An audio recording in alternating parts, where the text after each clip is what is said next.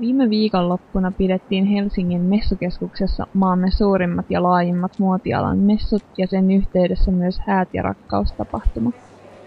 3-päiväisen tapahtuman ohjelmistoon kuului muotinäytöksiä niin käyttömuodin kuin hääpukujenkin saralta, tunnettujen suomalaisten suunnittelijoiden haastatteluja sekä luentoja korkokengillä kävelystä ensi vuoden trendeihin ja ilmiöihin. Oma kokeilu oli sen yksin, mutta me tehdään yhdessä tätä brändiä ja ei ole kyseistä yöpaitamallista, vaan se liittyy vahvasti siihen yhden tarinan hahmon. Ja mä oon 2 vuotta puhunut häntä ostaa kapeita farkkuja. Perjantaina pidin vielä kaupassa puolen tunnin palopuheen pukuhuoneessa ja lopulta tää ihminen osti ne farkut. Näytteille asettajien joukossa oli muun muassa Design District Helsinki-alue, jolla oli edustettuna pienempiä rohkeaa suomalaista suunnittelua tarjoavia yrityksiä ja suunnittelijoita. Myös mallitoimistot olivat paikalla etsimässä uusia kasvoja. Mehän ollaan siis nyt muotimessuilla haettu uusia kasvoja. Eli tämähän on oiva paikka, kun käy paljon nuoria ihmisiä ja löytää semmoisia uusia persoonia. Me ollaan kuvattu 3 päivää uusia malliehdokkaita. Meillähän oli siis tämmöinen meillä on oma top model-kilpailu, jonka tietysti kilpailun tarkoitus on löytää uusia kansainvälisiä kasvoja. Eli nostaa sieltä muutamia uusia upeita kykyjä. Voittaja sitten tietysti saa korjaa ison potin ja lähtee Pariisiin casting-matkalle. Onko löytynyt jotain sellaisia? No on muutamia todella hyviä, kyllä, on muutama todella hyvä. Jotenkin on naispainotteista, että miehiä ehkä vähän enemmän olisi toivonut tänne muotimessuun. Häätapahtuman puolella tarjolla oli unelmamekkoja morsiamille, mutta myös premium-tason bajamajoja, hääkarkkeja ja muuta onnistuneiden hääjuhlien rekvisiittaa.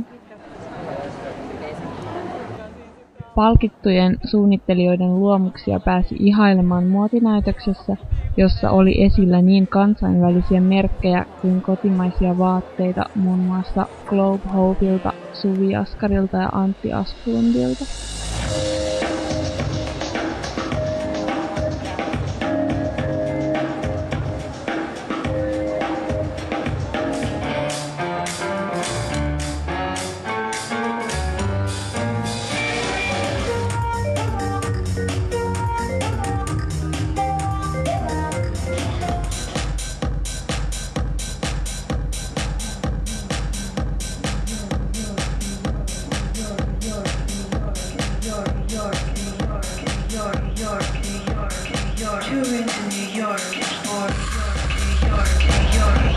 Mä saan inspiraatiota oikeastaan ihan kaikkialta. Mä oon mieletön merkkifriikki, että mä kerään sellaisia viestejä ja merkkejä koko ajan joka puolelta. Esimerkiksi yksi, missä mä oon aivan fanaattinen pelikortteihin. Mä oon siitä tehnyt pienen prokkiksen aikoinani. Että mä uskon tosi pitkälti ympäristön viesteihin ja pieniin symboliarvoihin ja muuhun tällaiseen. Joskus se voi olla tosi pientä, joskus tosi suurta.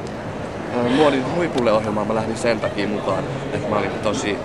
Samalla kun mä kyllästyin siinä koulussa siihen, että ei tehty mitään konkreettisesti eikä nähty työtä tuloksia, niin mä kyllästyin siihen. Mulla ei ole tarvetta jäädä sellaiseksi pieneksi lauantalaiseksi putiikiksi, jonne kukaan ei uskalla tulla. Mä haluaisin tulla siis suoraan sanottuna, keniksi mä oon täällä muotimessuillakin. Mä haluan lähestyä ihmisiä 2 kantilta. Mä haluan puhutella niitä ja saada suurempaa yleisöä, mikä on onnistunut tosi hyvin. Ja sitten toinen puoli on se, että se on myöskin siis häikäilemätön markkinointikeino. Totta kai mä käytän itseäni tosi pitkälti esimerkiksi henkilömarkkinoinnin keinoin. Mun brändi on nyt 2 vuotta nuori, eli me ollaan hyvin pieniä toimijoita. Se on mun yhtiökumppani Meri Karppasen yrittäjänä tavoite totta kai kasvattamassa. Mä haluaisin nähdä sen suurempana yrityksenä, koska myöskin se tuo mulle huomattavasti enemmän taiteellista vapautta toteuttaa muita projekteja. Kuten esimerkiksi kirjoittaa.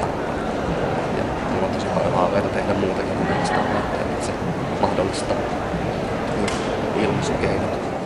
Messuilla jaettiin myös 2 muotialan palkintoa. Kultainen vaatepuu-tunnustuspalkinto, joka on tarkoitettu ansioituneille kotimaisille suunnittelijoille ja yrityksille, meni tänä vuonna Tiia Vanhatapiolle.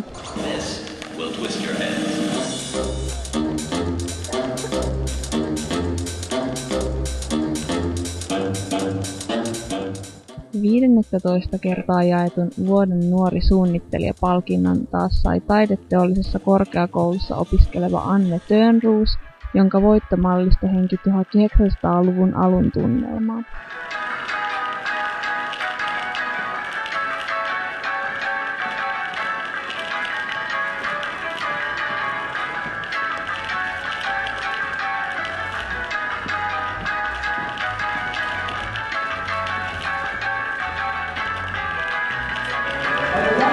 Opiskelen taideteollisessa korkeakoulussa tällä hetkellä toista vuotta maisteriopinnoissa.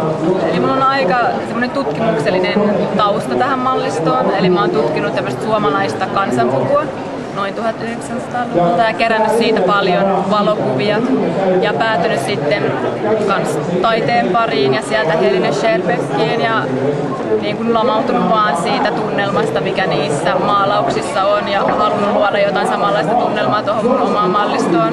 No, eniten mä ehkä odotan tulevaisuudelta sitä, että voi tehdä yhteistyötä muiden lahjakkaiden ihmisten kanssa, vähän niin kuin mä oon päässyt tekemään jotain osaston suhteen.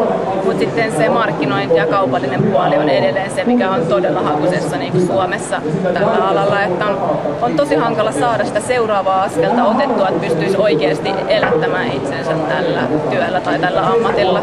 Et se on toivottavasti sitä, mitä tuo niin kuin Aalto-yliopisto tuo tullessaan, eli suhteita sinne niin kuin markkinoinnin ja kaupallisten ihmisten kanssa. Jutun toimitti toimitusjaoston Veera Puolitaival ja Tiani Paan.